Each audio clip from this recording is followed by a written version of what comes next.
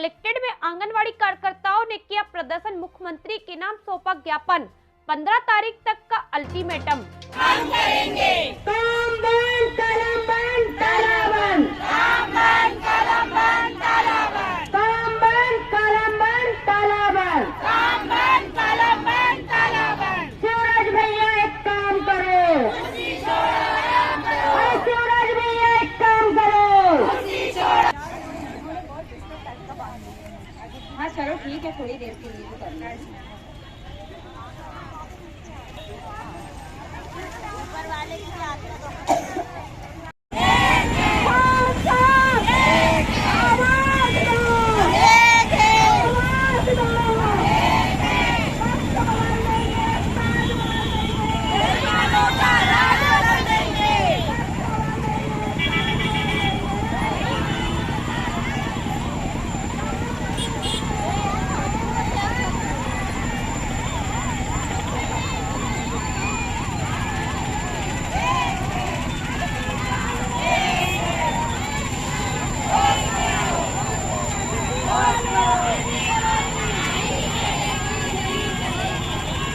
एक दिवसीय धरना दे रहे हैं हमारी लंबित मांगों को फिर से शासन प्रशासन को अवगत कराने के लिए।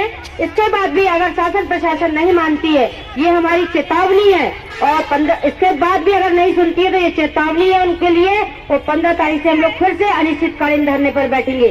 जैसे हम पिछले सत्र में 10 मार्च से अनिश्चितकालीन हड़ताल पर बैठे थे 22 अप्रैल तक, फिर भी सरकार ने हमारी नहीं सुनी। और हमको एक तरफ कहते हैं कि ये हमारी बहनें हैं, लेकिन इससे ये जाहिर हो चुका है कि भाई भाई होता है, खून खून होता है और सोतेला सोतेला होता है। जो आज शिवराज भैया हमारे साथ सोतेला व्यवहार कर रहे हैं। तो बहनों, ये समय आ गया है।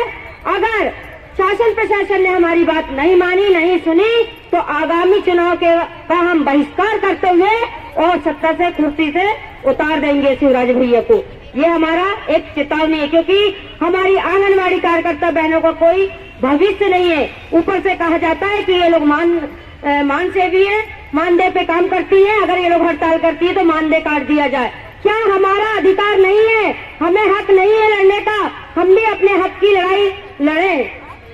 हम अपने परिवार का कैसे जीवन यापन करें? इतनी महंगाई को देखते हुए हमारे भी छोटे छोटे बच्चे हैं। हमारी भी इच्छा है कि हमारे बच्चे अच्छे स्कूलों में पढ़ें, अच्छी शिक्षा ले, खान पान।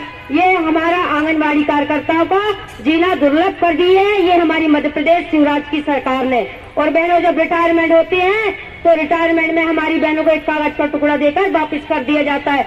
बताओ कि 62 साल की उम्र में आंगनबाड़ी कार्यकर्ता बहनें किससे दरवाजे खटखटाएगी, किससे मांगने जाएगी? क्या कटोरा लेके भीख मांगने जाएंगी? तो मैं तो शिवराज भैया से ये कहती हूँ कि कागज का टुकड़ा क्यों देते हो, क्यों बताते हो? अरे अगर तुम पे दम है तो एक कटोरा दे दो।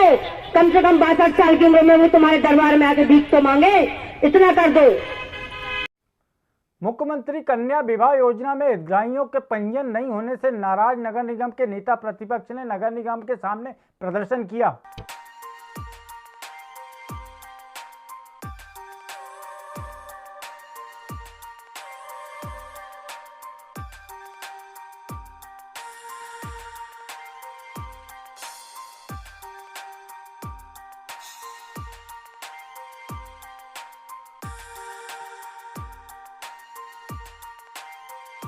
सम्मेलन का फॉर्म भरने के लिए।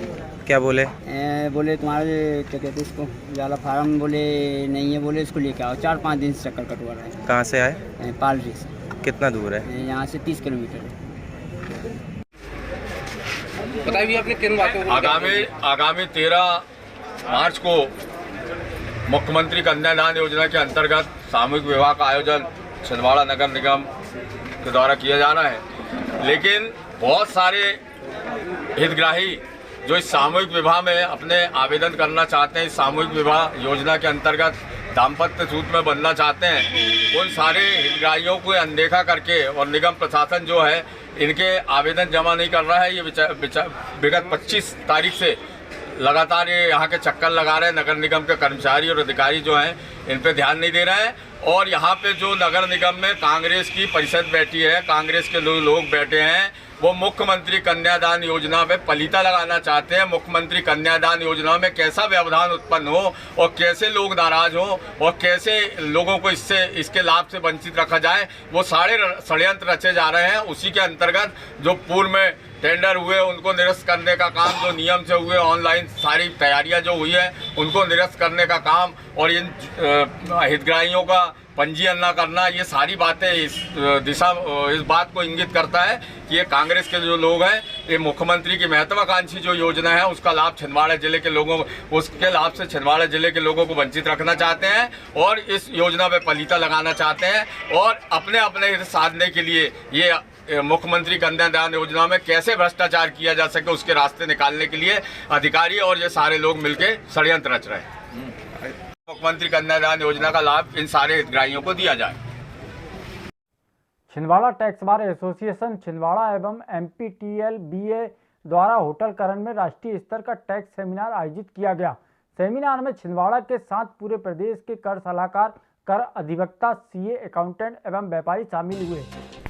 हर वर्ष जब इनकम टैक्स का बजट आता है, फाइनेंस बिल आता है, तो बजट से पहले हर व्यक्ति से ये पूछा जाता है कि आपको बेसिक एग्जेम्पशन लिमिट में क्या चाहिए। तो हर व्यक्ति बस एक ही चीज कहता है, अगर बेसिक एग्जेम्पशन लिमिट पहले किसी जमाने में 18,000 थी तो व्यक्ति बोलता था उसे 40,000 कर दिया जाए, 40,000 थी तो किसी ने कहा 70,000 किया जाए, 1 लाख किया जाए, 1.5 लाख किया जाए। अभी बेसिक एग्जेम्पशन लिमिट 2.5 लाख चल रही थी, तो 2.5 लाख को बढ़ाकर हर व्यक्ति ने कहा 5 लाख कर दिया जाए।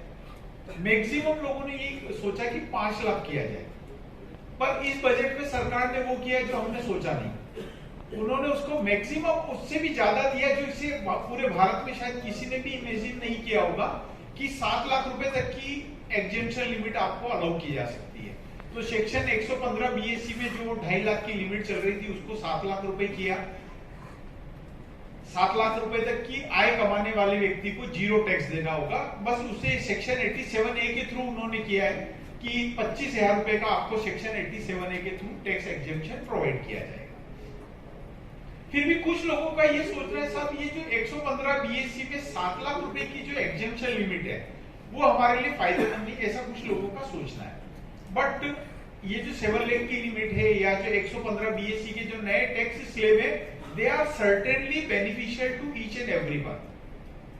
क्योंकि 7 लाख के बाद भी अगर मान लिया 7 लाख से अबो चले गए तो आपको जो 87A में 25,000 का टैक्स एग्जेम्पशन है वो नहीं मिल रहा है। किंतु इस बजट में जो पिछले स्लैब रेट थे 115 BSC के, उससे भी कम टैक्स स्लैब उन्होंने कर दिया है। स्लैब रेट के टैक्स रेट भी उन्होंने कम कर दिए हैं। इसलिए always everyone will be beneficial under this new regime of section 115 BSC।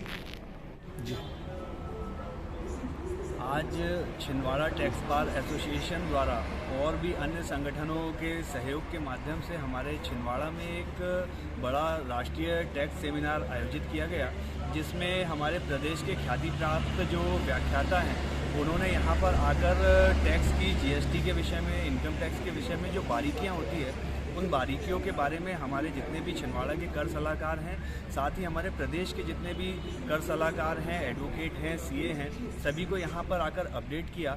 और हमारा टैक्स बार एसोसिएशन समय समय पर ऐसे सेमिनार आयोजित करता रहता है, जिससे हमारे जो टैक्स बार के सदस्य हैं वह अपडेट होते रहें। यहाँ लगभग 200 की संख्या में जो प्रोफेशनल्स हैं वो यहाँ उपस्थित हुए। सभी ने जो है जो हमारे व्याख्याता हैं उनको सुना और बहुत सारी बारीकियों के बारे में जानकारी हासिल की।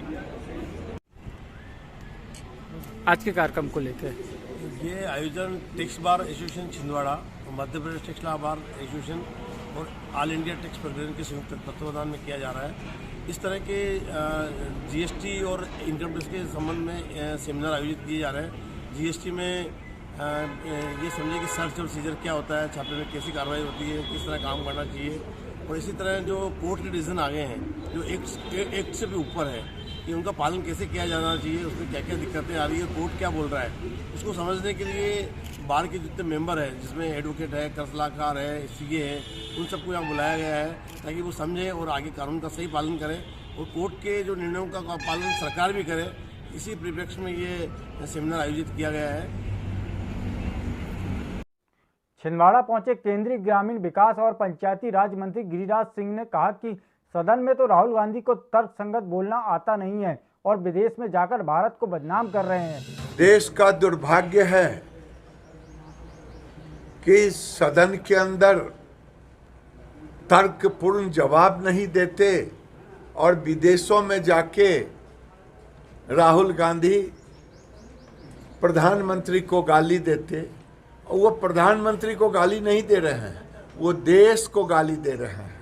आज आप किसी देश का देख लें, आप जो अमेरिका में हमले हुए थे, कार्रवाई हुई, कभी किसी देश ने नहीं। लेकिन भारत का दुर्भाग्य है, राहुल गांधी विदेशों में जाके प्रधानमंत्री को गाली देते देते देश को गाली देने लगते हैं। यही दुर्भाग्य है।